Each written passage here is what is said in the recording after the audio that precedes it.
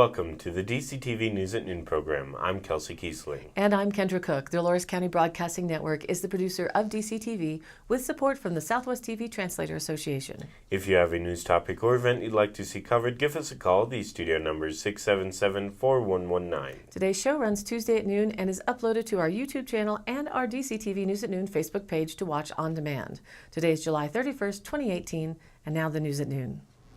Reported by the Cortez Journal, a man accused of stealing a tractor before leading Denver police on a slow-speed chase through the city also is charged with biting and choking a police dog and stealing 2 other cars.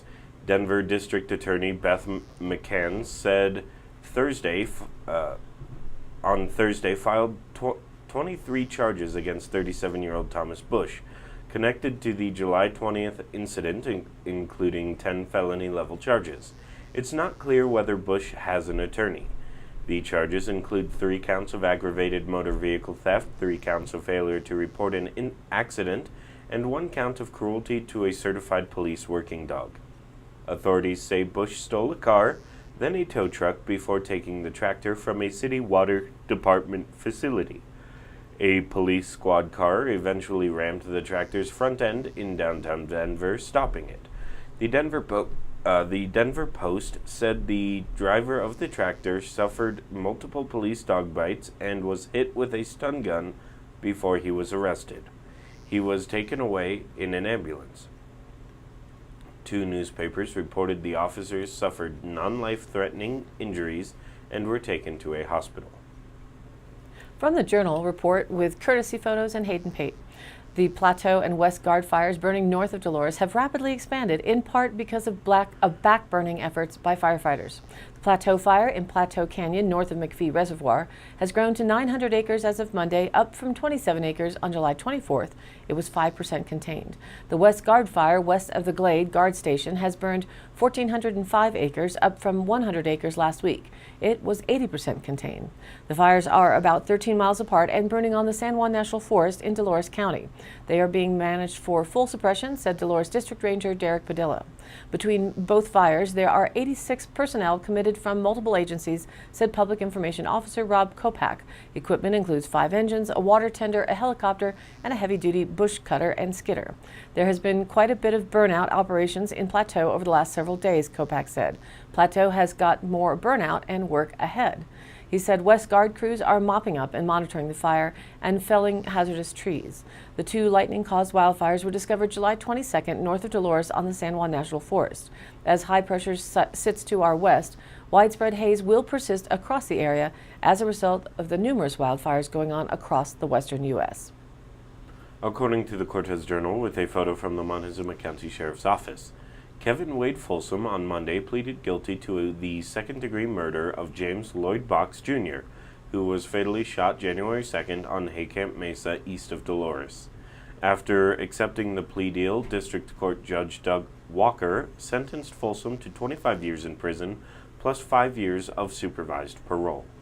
As part of the plea deal, other charges against Folsom were dropped.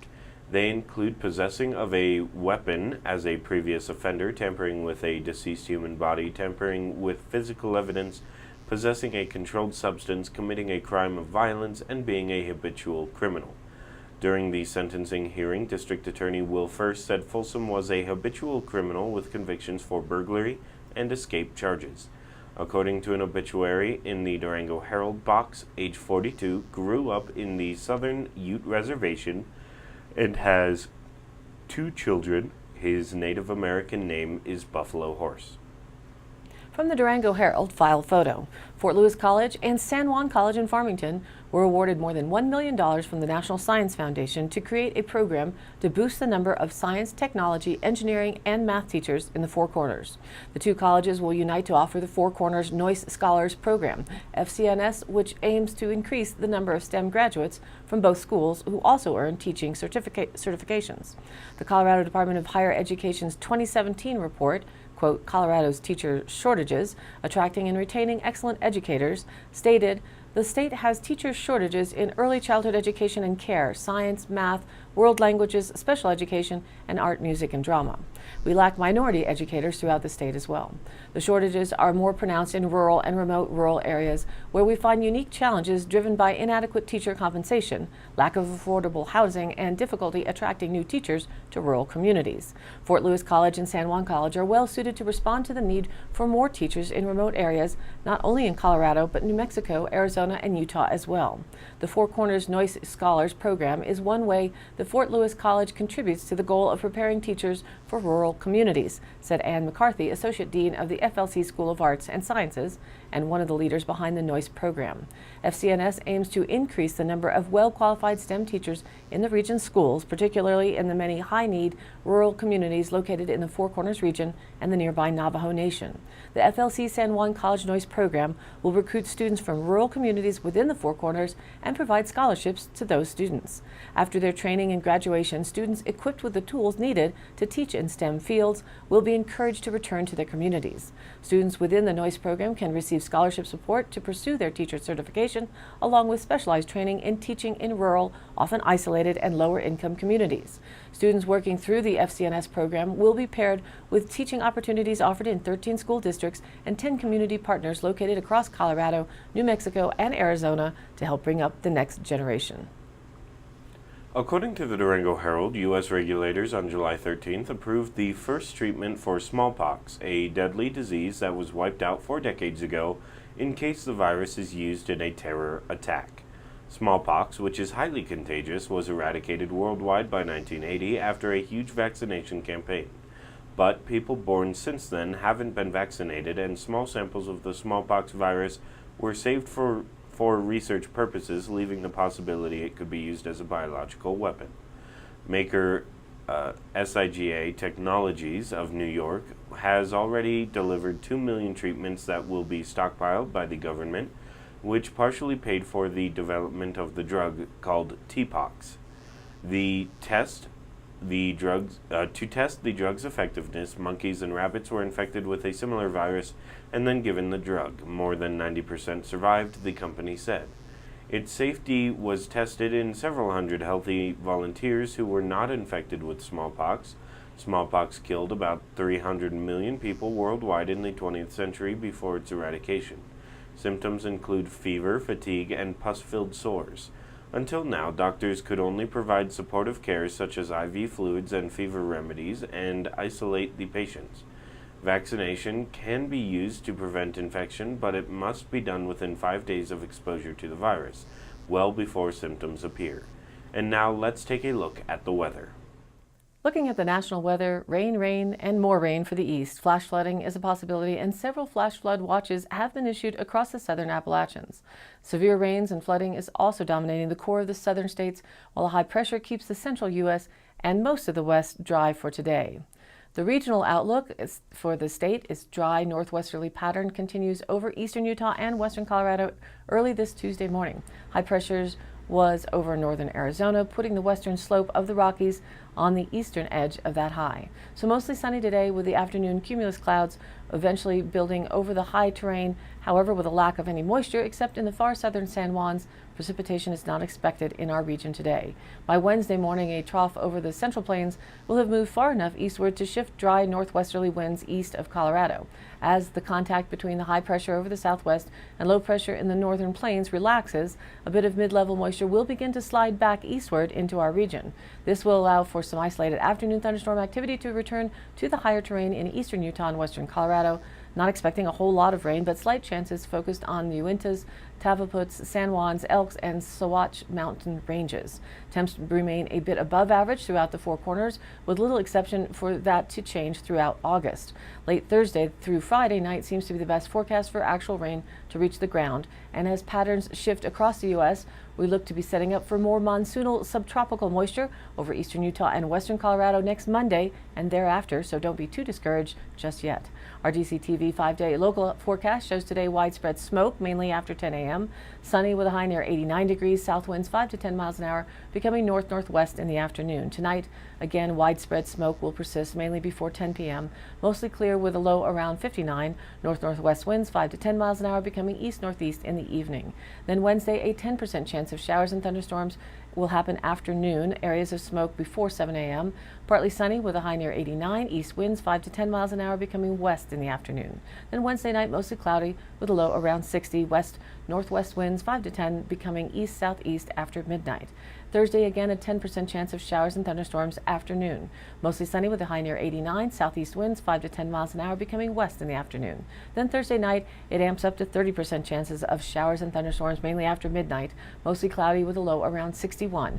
And Friday now increases to a 40% chance of showers and thunderstorms, partly sunny with a high near 86. Friday night, a chance of showers and thunderstorms before midnight, mostly cloudy with a low around 59. Maybe some of that rain will knock out some of the haze. Saturday day, a slight chance of showers and thunderstorms afternoon, mostly sunny with a high near 88. And Saturday night, a slight chance of showers and thunderstorms comes back in before midnight, partly cloudy with a low around 60. And then Sunday, right now, sunny with a high near 88. Sunday night, partly cloudy with a low around 60.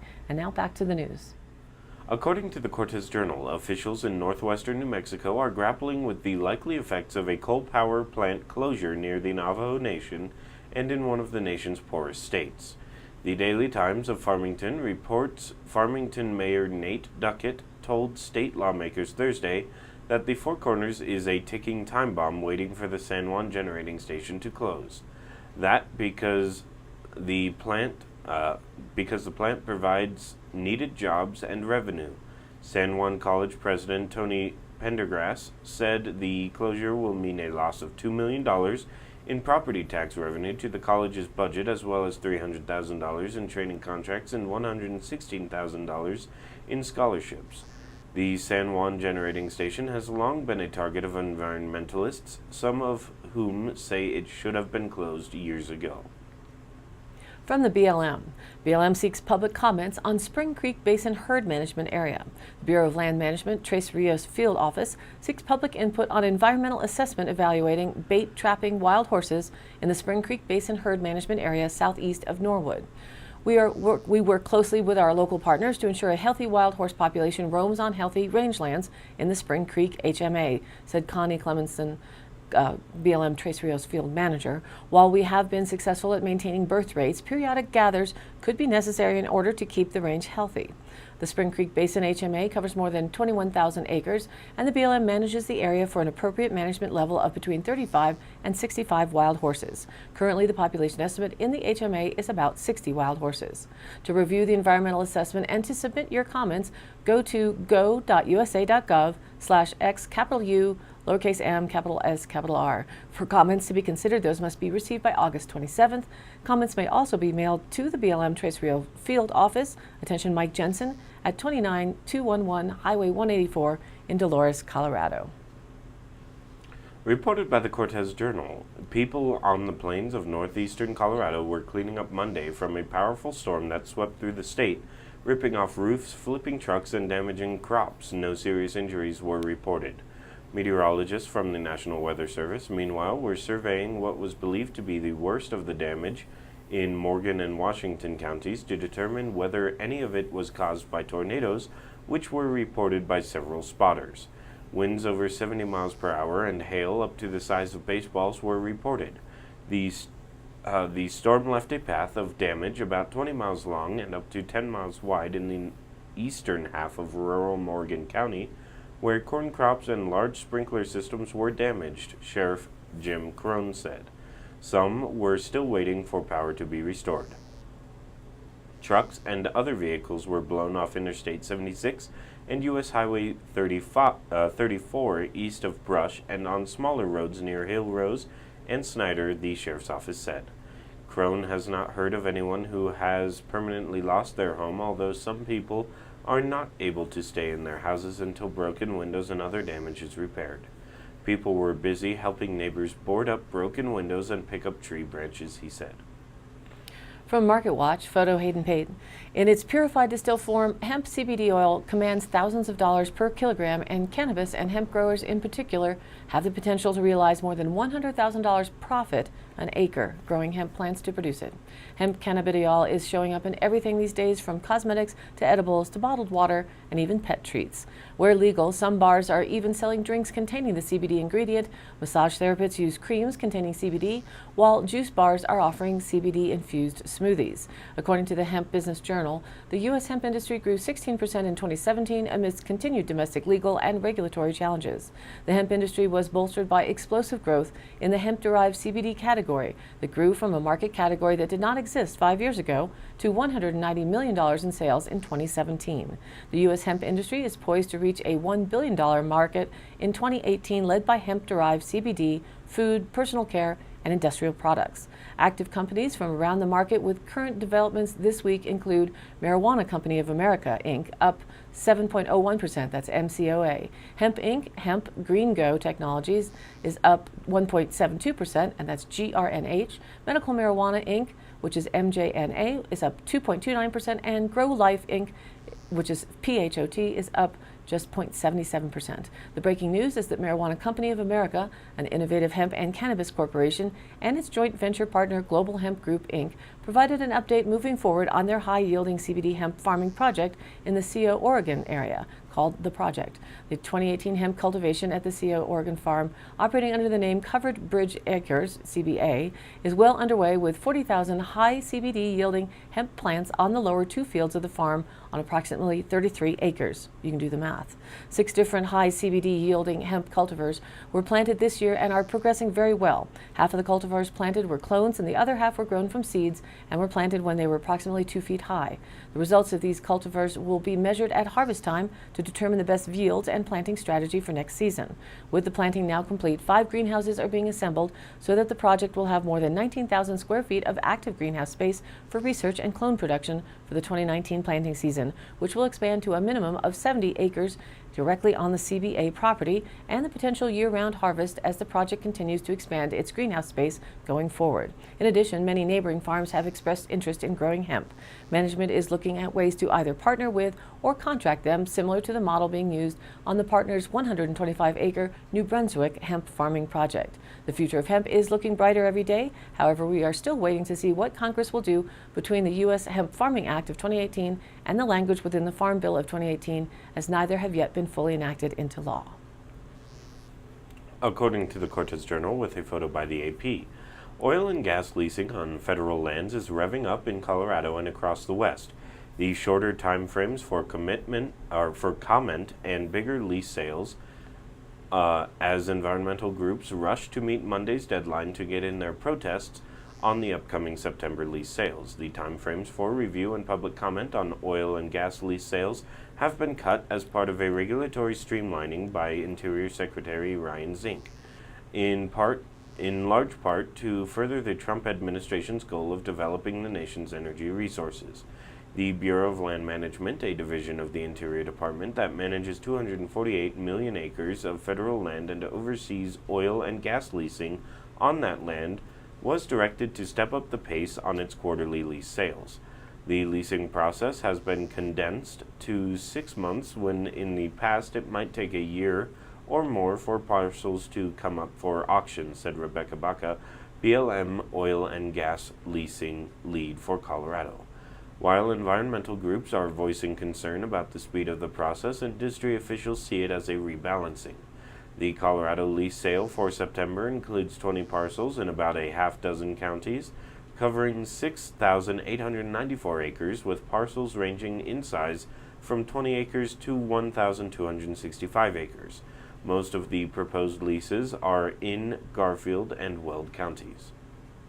Today's High Canyon Country happenings. Tomorrow, Wednesday, August 1st, The Rock, reaching out to community and kids, is hosting their annual school supplies distribution and free barbecue.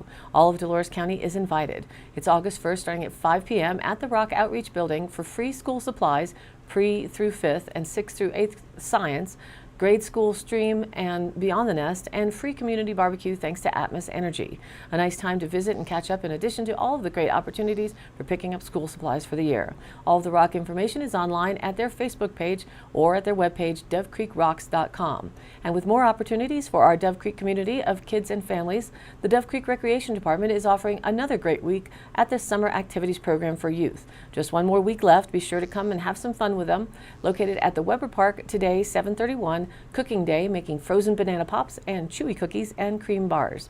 Tomorrow, 8/1, making animal tubes and rain sticks. And then Thursday, August 2nd, the year-end celebration with a barbecue, cotton candy, and fun games. For all the details, go to their Facebook page or online at dovecreekrec.com.